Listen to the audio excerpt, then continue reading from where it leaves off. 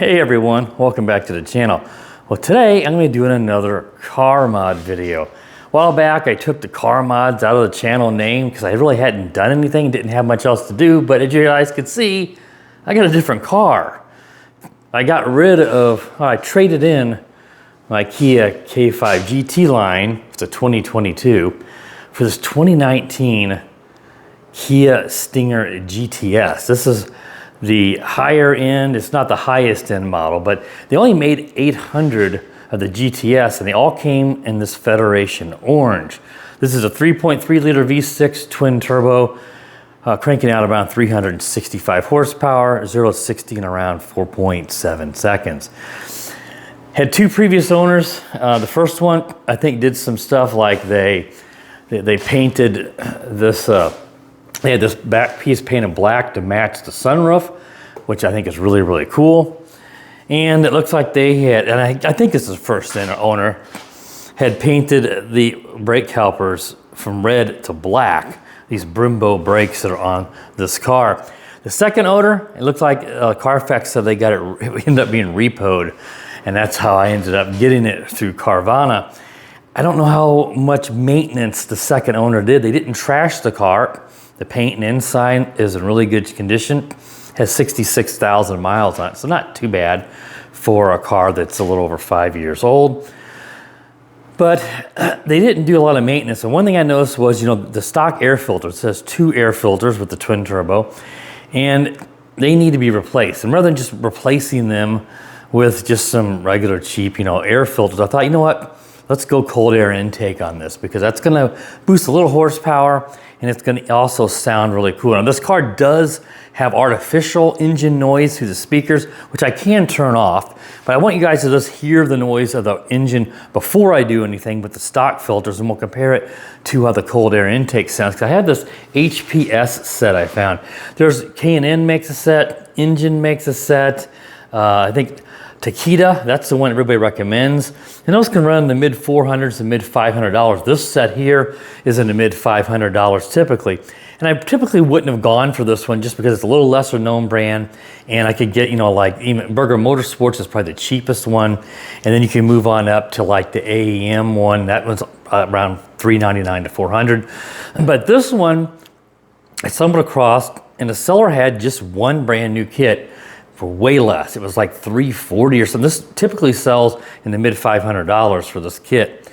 And it is blue, which isn't exactly gonna match, and I could paint this, but I think I may just go with it rather than painting, the metal intake pieces here. But this is a pretty expensive. I'm gonna cover the name because it looks like this may have been a return, but you can see here, it's $557.99. I did not pay that, but the person that owned this before, and so I'm covering up their name, just to be nice. But the seller, I don't think was this person. I think it must have been a return or somehow the person never used the kit and this person up selling it. And it's like, over $200 off for what one of these would be. I couldn't pass it up. So what I'm gonna do is I'm gonna install it in here. And like I said, we'll do some before and after for the sound, because HPS in their charts, they claim around 21 wheel horsepower gain from this kit, and I think it's around 22, 23 pounds per torque.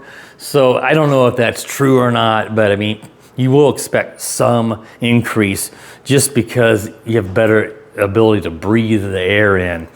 Now you got, like I said, you got the blue on this one. They have a red and a black and stuff. You got your heat shields here. So move this out of the way. You got these heat shields that you mount around it.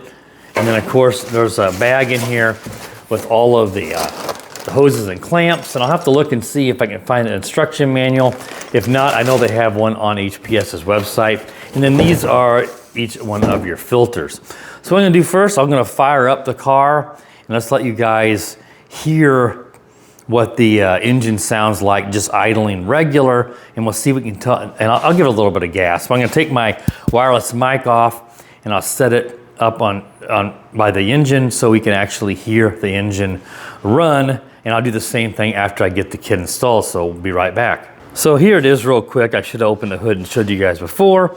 You've got your intake here and your intake here. I know you have to take off the brace here, and you have to we have to remove these. So it looked relatively easy. You don't have to unplug anything, so you have to worry about, you know, they may recommend disconnecting the battery, which is underneath your spare tire in the trunk, but you're not gonna be disconnecting any kind of plugs, so it shouldn't have any effect. So what I'm gonna do now, like I said, let me put the mic down and go fire up the engine and we can listen to it with the stock air intake boxes. All right, so here it is.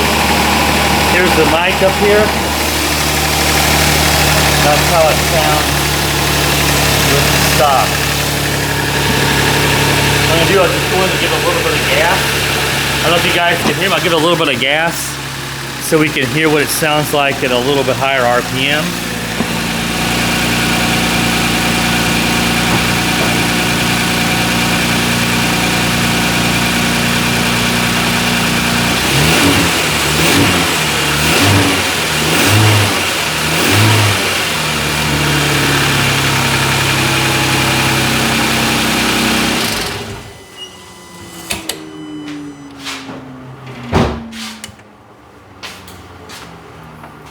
All right, so hopefully that you guys can hear that okay. Should with the mic up here. I don't know if you could hear me when I was talking over the engine running with the mic kind of far away. But yeah, we got up to around 2,000 RPM there. Just kind of revved it up a little bit. And we'll do that same kind of comparison once I get the intake installed. So I'm not going to show you how to install the intake because they have pretty detailed instructions, and there is another video out there. If I remember, I'll link up to his video because he does tell you exactly how to install this exact same kit. So it's kind of repetitious here, but he didn't really do like this kind of comparison. He did do a drag race against his friend, which he did beat him both times, but he didn't do a drag race against him beforehand, so we didn't really know if that made a difference enough to be able to beat him or not. But either way, the video explains that, but I want to do a little sound comparison, and then I'll probably finish the video by taking a car out though and driving around. Of course, I'm not going to drive it around now. I could, but I don't know exactly what kind of comparisons we do unless I had a timer and did 0-60 comparisons or something like that. But I'll just kind of give you an idea how I think it feels and maybe how it sounds. And I'll try to remember to turn off the artificial engine sound in the system. That way we can kind of hear it, see if we can how much we can hear it without the fake noise. So let me go ahead and I'll try to get this installed, and then I'll be back for let you guys see it after that. All right, quick update. Well, I've got the passenger side intake completely installed. I think it looks awesome. So I can't wait to get the driver's one installed and get it all finished. The hardest part about this whole install for me was just getting the hose off from the blow-off valve on this side. It was just took me a long time to work that off. So I have a feeling it's going to be the same way on the driver's side. Otherwise, not too bad. Just getting everything in place and tightened up. You know, I'm following the installation instructions from the HPS website, so I'll try to link to that. It's a PDF actually you can download, but you can read it, of course, in your browser as well. And it's pretty good detailed instructions with photographs on how to install this kit. So without that, I probably would have been, you know, in trouble. But yeah, it was pretty straightforward. Just take your time. And like I said, just getting the hose off there was the worst part. There's several hoses that are gonna have to be taken off on this side. I think this one has to come off. And that one at least looks like it has just a screw. That'll be pretty easy. This one's got one of the hose clamps. And then you got to take off the blow-off valve on this side. So I'm going to get to tackling that, and then hopefully everything will be finished. I started up the car already, and had no check engine lights or nothing. Everything sounded fine. And you can certainly already tell a difference of the airflow just on this side. So let me go ahead and tackle that, and I'll be back whenever I'm finished. All right, I got them both installed. I think it looks awesome. And it sounds pretty cool, as you would expect as well. The the driver's side here is a little bit more complicated than the passenger side because you have a few more hoses to connect. And once again, the blow-off valve here, this hose was by far the most difficult. So since I know I'm going to replace it, I ended up just cutting off the old one and pulling it off because it is really difficult to get these off. They're just almost bonded to the plastic on there. So, but yeah, otherwise pretty straightforward. The instructions, if you look on their website, are actually pretty good. And it's pretty simple, you know, pretty simple install if you're a little bit mechanically inclined. I'm not like the greatest here, so this is probably about the limits of what I would usually do because, you know, lots of times I have trouble with just getting things undone, getting things I can't get loosened and stuff that drives me crazy. So what I'm gonna do now is I'm going to put my mic down here and get inside and we'll fire it up, and then you guys can kind of compare it to, does it sound different than before? Of course, sound is not the main reason. We know that we probably should get, you know, maybe 15, 20 horsepower according to what they say. Might be more like 5, but we should get some. But I do like the sound of cold air intakes, and especially going into these turbos. So let's go ahead, I'm gonna take my mic off here and I'll put it down and let's fire the car up and see how it sounds. So one moment. All right, I got the mic down here, so my voice may be a little bit muffled or not as good because I'm gonna be farther away from the mic. Let's go fire up the car so you guys can hear it.